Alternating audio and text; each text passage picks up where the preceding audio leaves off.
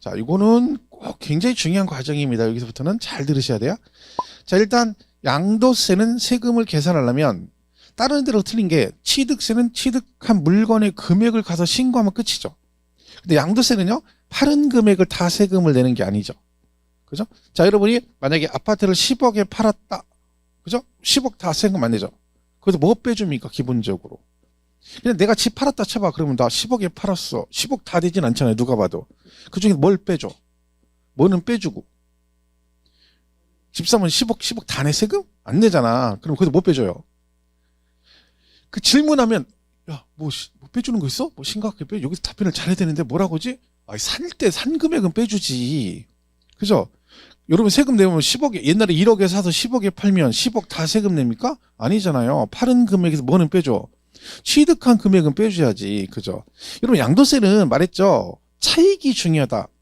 얼마에 팔았냐보다 더 중요한 건 뭐다? 얼마가 남았느냐죠. 그러니까 당연히 파는 금액에서 뭐는 빼줘야 돼. 취득한 금액은 빼줘야지. 그건 남은 게 아니니까. 차익을 구하는 거니까. 그죠? 경비를 빼주는 거죠.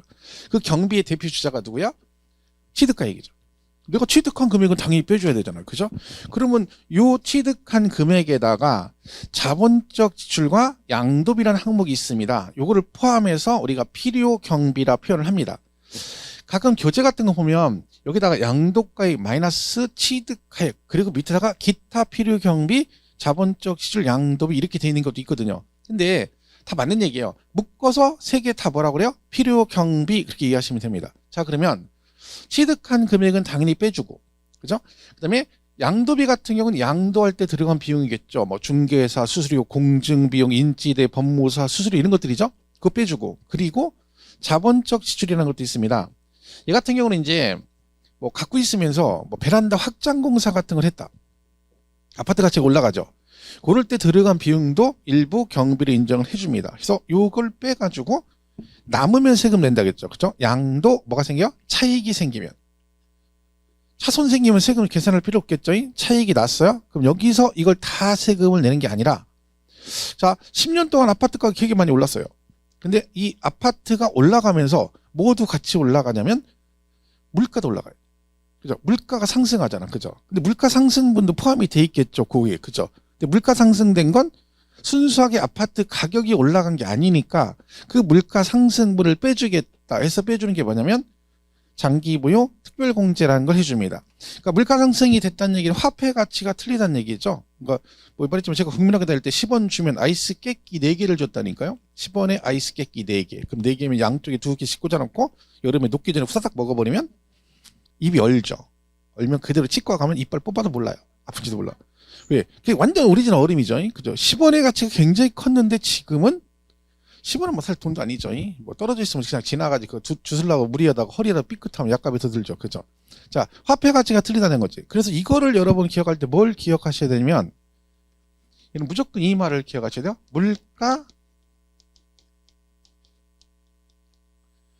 물가 상승분을 빼주는 거다라고 이해를 하셔야 돼요. 그렇죠? 물가 상승분. 그러니까 물가 올라간 걸 빼주기 위해서 장기보유 특별공제를 해준다는 뜻입니다.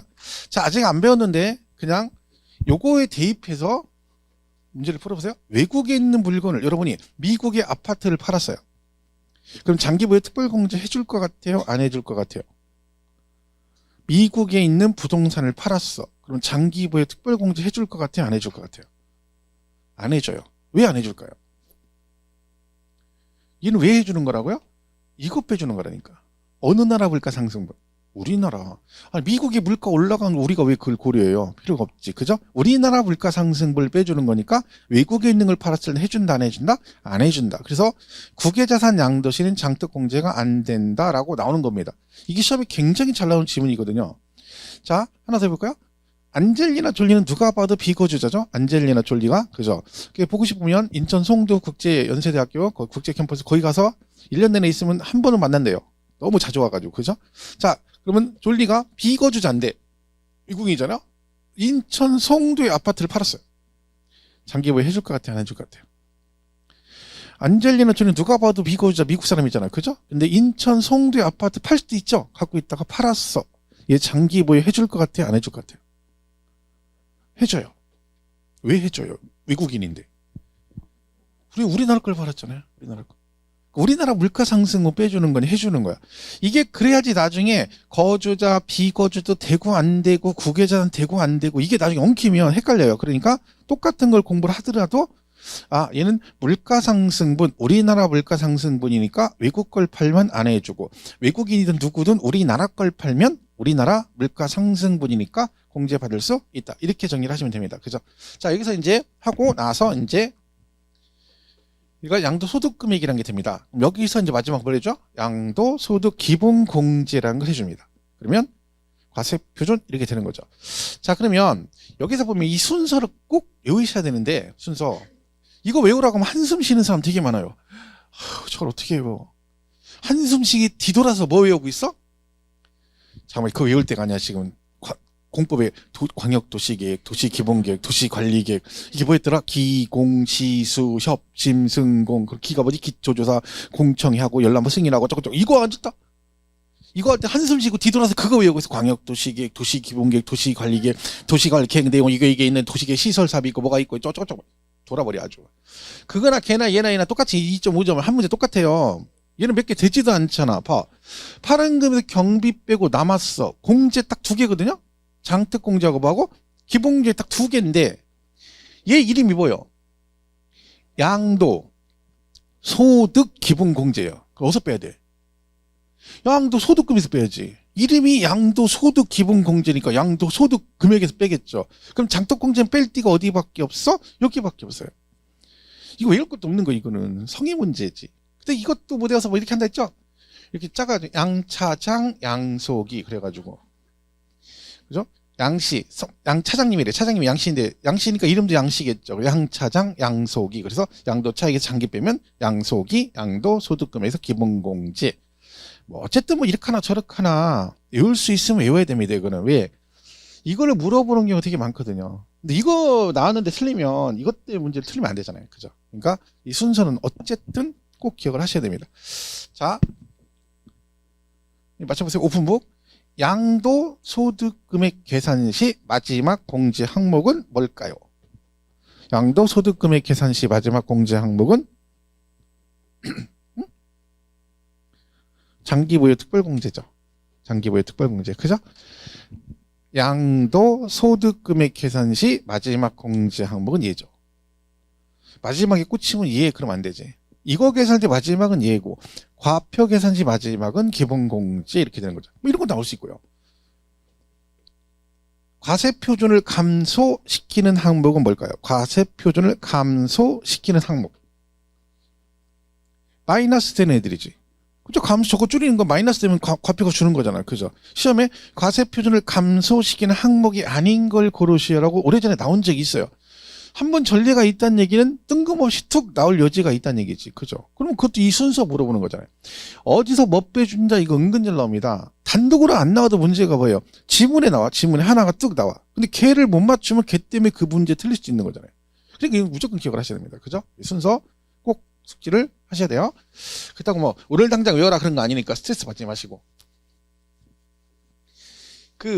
공부하면서 매일매일 오면서 비상한 각오로 와요. 내가 오늘은 꼭 가서 오늘 배운 거 열심히 해가지고 공부를 해야지. 그건 좋은데 욕심을 부리면 안 돼요.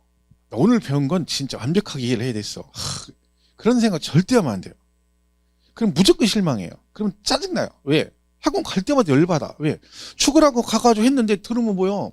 아는 게 없는데 오기 전이나 가기 전 후가 차이가 없어. 별 차이가 없어. 머리는 여전히 그냥 텅 비어있어. 뭘 오늘 1시간, 3시간 동안 뭐 했나 싶기도 하고 분명히 내가 뭔가 열심히 하고 한 것 같은데 심지어 뭘 열심히 적었어? 줄도 치고 하지 말라는 거 그렇게 하지 말라는 거 선생님 눈치 봐가면서 몰래 줄 치고 했는데 그렇게까지 열심히 했는데 뭐요 하면 뭐요 남는 게 하나도 없는데 그게 정상이라니까요. 그러니까 그러면 강박관념이 생겨요. 그러면 막 짜증나요. 스트레스. 이제 11월 12월인데 아직 멀었어요. 그죠? 지금 이걸 못 적고 막 이해를 못해서 시험에 떨어지는 게 아니에요. 절대로. 그죠? 지금은 그냥 열심히 듣고 잃어버리는 거예요. 제가 설명할 때 이게 이렇습니다. 그럼 들을 때 어느 정도 이해됐으면 된 거라니까.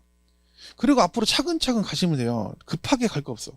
와가지고 막 11월 달라서 뭐 유학집 얘기했어. 초보가 와서 유학집 얘기, 어디서 들은 얘기 있어가지고. 유학집 뭐 하게? 빨리 해가지고 짧게 해가지고 얼른 해야 된대. 그렇게 붙으면 다 붙지. 그럼 뭐 누가 할 일 없이 앉아가지고 1년 내내 공부하고 앉았어. 그죠? 그건 특이한 사람들이고. 개 중에 그죠? 막 그 공부를 엄청 잘한다든가 그죠? 아니면 뭐 목숨 걸고 거기다 막 시금 전폐하고 한다든가 이런 거 아니면 괜히 무리하지 마세요. 자, 그래서 이 순서 잘 기억하시고요. 자, 그다음에 이거부터 나오죠. 얘를 계산할 때 양도가액과 취득가액이 나오죠. 이걸 빼주잖아요. 자, 근데 우리가요, 양도가액은 다 원칙이 뭐냐면 실거래가로 적용해요. 실거래가. 실제 양도한 금액으로 계산하도록 돼 있어요. 그럼 취득가액도 당연히 뭐다? 취득가액도 당연히 실거래가예요. 그러니까 실제로 팔은 금액에서 실제 산 취득 금액을 빼가지고 양도차익을 계산하도록 법에 규정이 되어 있습니다. 자, 근데 문제는요. 얘가 실거래가는 말로만 얼마에 팔았다, 샀다, 그럼 인정 안 해주죠. 입증을 해야 돼. 자, 그럼 우리가 실제 얼마에 사고 팔았는지 입증은 대표적으로 뭘 가지고 증빙을 해야 될까요? 내가 얼마에 샀다는 걸 뭘 가지고 입증해요? 계약서지 뭐 계약서. 실제 거래 계약서. 그죠? 자, 근데 계약서 같은 게 있어야 되는데 문제가 뭐예요? 없어. 계약서가. 그럴 수 있죠. 잃어버렸다든가 확인이 안 되든가 인정이 안 될 수도 있잖아요. 그럼 그때는 실거래가 적용할 수가 없겠죠. 이때는 그러면 양도차익을 어떻게 계산할 것이냐 해서 법에 정해놨어요.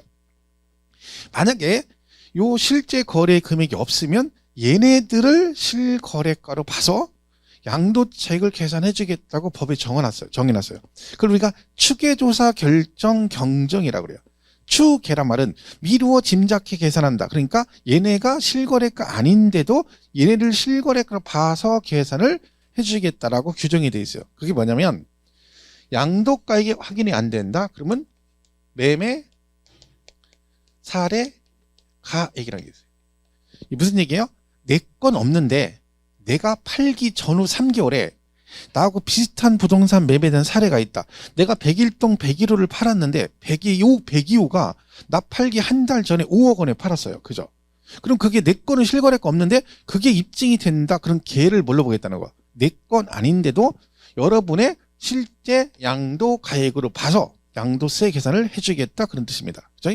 자, 근데 이거 없어. 비슷한 매매 사례가 없어. 그러면 감정가액으로. 그러니까 감정평가를 받은 적이 있어요, 여러분이. 그죠? 은행에 대출을 받으려고. 그죠? 그럼 감정평가 기관에서 평가한 금액일 거 아니에요? 그럼 이 금액을 뭘로 봐줘? 실거래가로 봐서 양도세 계산을 해주겠다는 얘기죠. 자, 그러면 이게 무슨 얘기예요? 실거래가 있으면 양도가액을 이걸로 가. 얘가 없어. 실거래가 없죠. 근데 그때 뭘로 가? 매매 사례 가액을 찾아봐. 얘가 있어. 그럼 이거를 실제 양도가액으로 봐준다는 얘기고, 얘도 없으면 뭐? 감정가액을 실제 양도가액으로 봐서, 그럼 결론은 얘들도 똑같이 실거래가처럼 취급을 해주겠다. 그런 뜻입니다. 그죠? 자, 그러면 양도가액이 실거래가 있어요?